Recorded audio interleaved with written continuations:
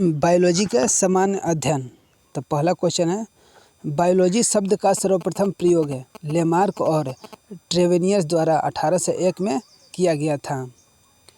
अरस्तु को जीव विज्ञान का जनक अथवा फादर ऑफ बायोलॉजी कहा जाता है। अरस्तु को जंतु विज्ञान का जनक फादर ऑफ जूलॉजी भी कहा जाता है।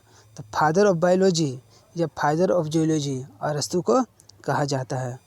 और अरस्तु ने अपनी पुस्तक हिस्टोरिका एनोमिलिया में लगभग 500 जंतुओं का वर्णन किया है। थियोफ्रस्टस को वनस्पति विज्ञान का जनक फादर ऑफ बॉटनी कहा जाता है। और सजीवों का जो गुण है उपपचयन, वृद्धि, प्रजनन, गति, सब जो है सजीव में होता है।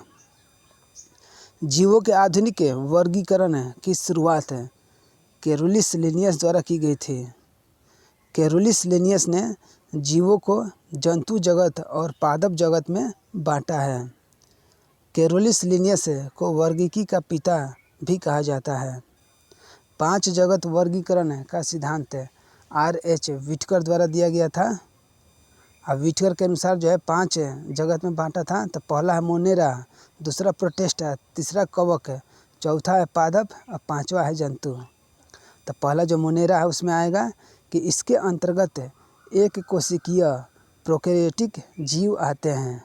मोनेरा में एक कोशिकीय प्रोकैरियोटिक जीव आते हैं। और प्रोटिस्टा में इस समूह के अंतर्गत एक कोशिकीय यूकैरियोटिक जीव आते हैं। इसमें हो जाएगा यूकैरियोटिक है। और मोनेरा में था प्रोकैरियोटिक है। तीसरा है कवक। इस समूह में बहुकोशिकीय जीव यूकैरियोटिक जीव है।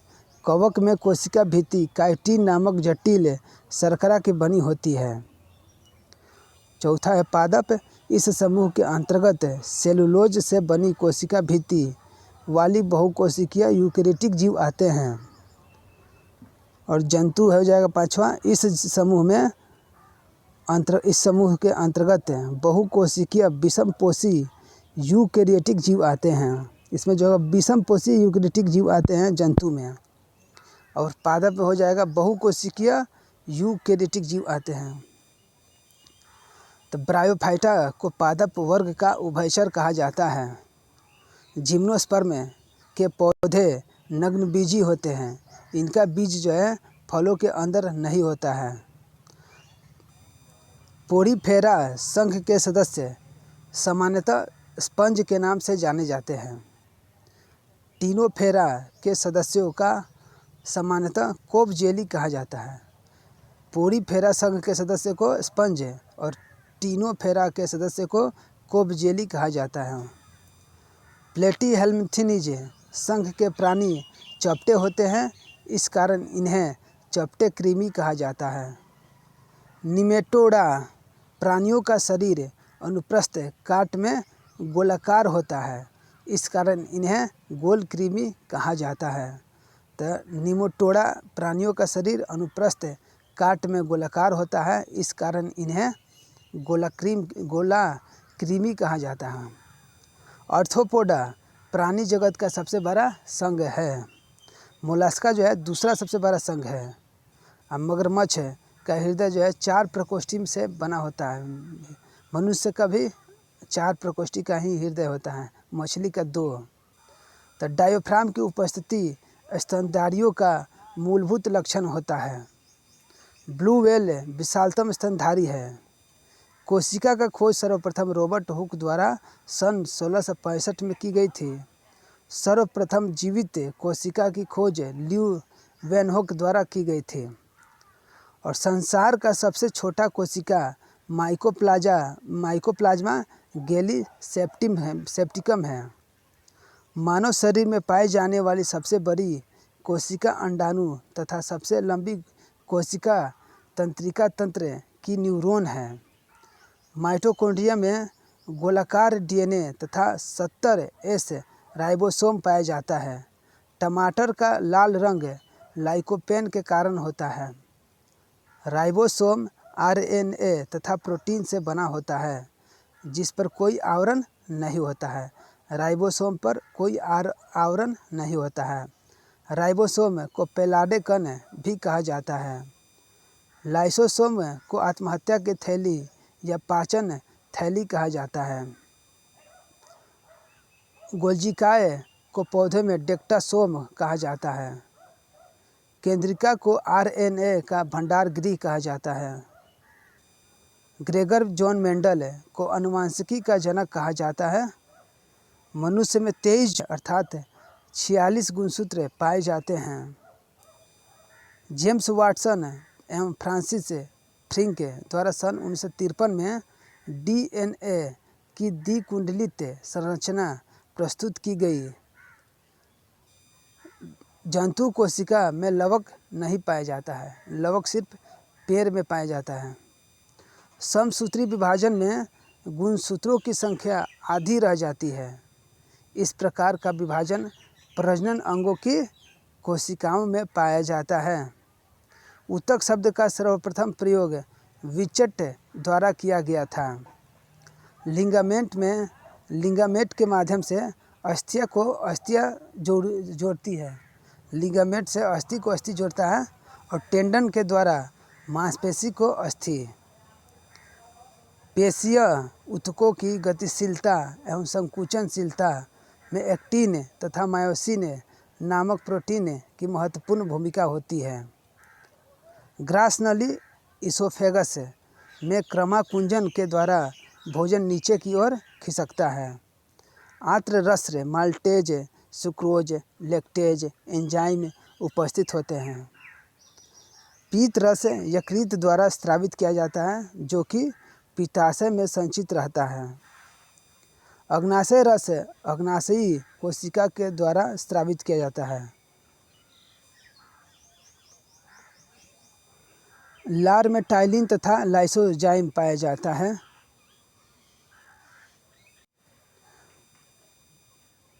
यकृत ग्लूकोज को ग्लाइकोजन के रूप में संचित रखता है।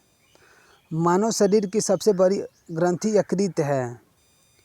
ऑक्सीजन की रक्त में कमी को हाइपोक्सिया कहा जाता है।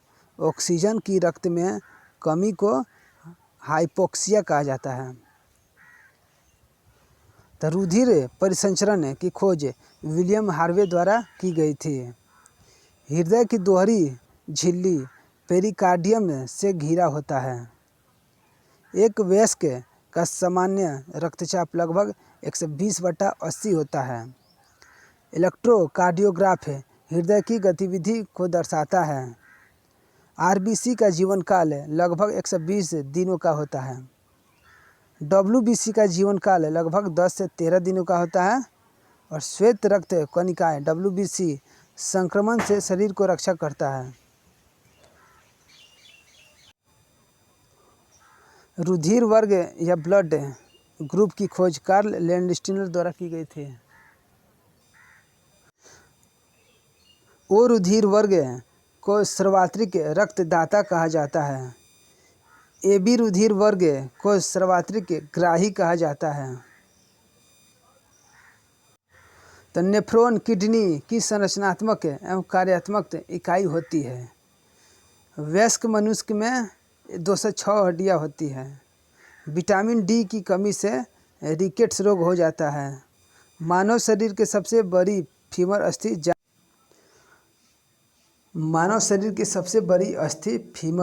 जांघ में होती है। मानव शरीर की सबसे छोटी अस्थि स्टेप्स कान में होती है। स्टेपिस हड्डी कान में होती है। भोजन में आयोडीन की कमी से घेंघा रोग होता है। मलेरिया एक प्रोटोजोआ जनित रोग है। मलेरिया होगा प्रोटोजोआ से, जो कि प्लाज्मोडियम के कारण होता है। इसका वाहक जो है मादा एनोफिलीज मच्छर होता है। डेंगू वायरस के कारण होने वाली बीमारी है।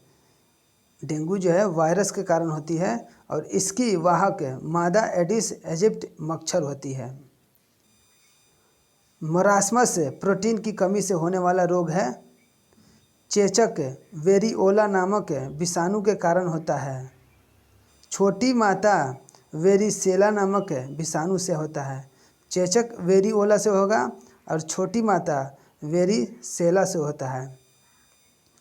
हैजा का कारण विब्रियो कोलरी नामक जीवाणु है। हैजा का कारण क्या है? तो विब्रियो कोलरी नामक जीवाणु है। टाइफाइड सोनमेला टाइफी नामक जीवाणु के कारण होता है। इसमें पूरा शरीर धनुष के आकार में तन जाता है। प्लेग का कारण यर्सिनिया पेस्टिस नामक जीवाणु होता है। प्लेग का कारण क्या है? कौन सा जीवाणु? प्लेग जो है किस जीवाणु के कारण होता है? तो येसेर्निया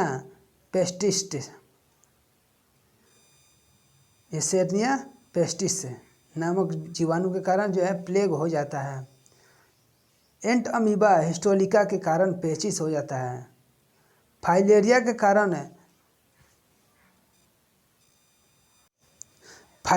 कारण जो है बुचेरिया ब्रेनकोफ्राई है। वास्तविक अपराधी की पहचान हेतु एवं माता पिता का निर्धारण हेतु DNA फिंगरप्रिंटिंग तकनीक का प्रयोग किया जाता है। भारत में DNA फिंगरप्रिंटिंग का जनक डॉक्टर लालजी सीत है।